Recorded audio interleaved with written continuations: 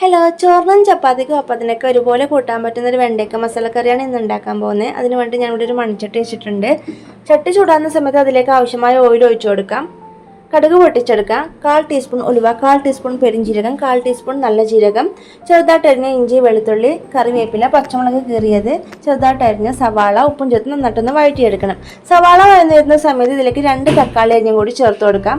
തക്കാളി വെന്ത് വന്നിട്ടുണ്ട്. ഇനി ഇതിലേക്ക് ആവശ്യമായ പൊടികൾ ചേർത്ത് കൊടുക്കാം. 1/2 ടീസ്പൂൺ മഞ്ഞൾപ്പൊടി, 1 ടീസ്പൂൺ മല്ലിപ്പൊടി, 2 ടീസ്പൂൺ മുളക് പൊടി ചേർത്ത് നന്നായിട്ടൊന്ന് പച്ചമുളക് മാറണം വഴറ്റിയെടുക്കണം.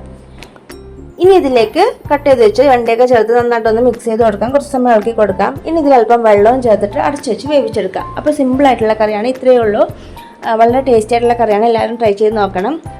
വീഡിയോ ഇഷ്ടമായി ലൈക്ക് ചെയ്യാനും ഷെയർ ചെയ്യാനും കമൻറ്റ് ചെയ്യാനും ചാനൽ സബ്സ്ക്രൈബ് സപ്പോർട്ട് ചെയ്യാനും മറക്കില്ല കേട്ടോ. അപ്പോൾ അടുത്ത വീഡിയോയിൽ വീണ്ടും കാണാം. Thank you, bye bye.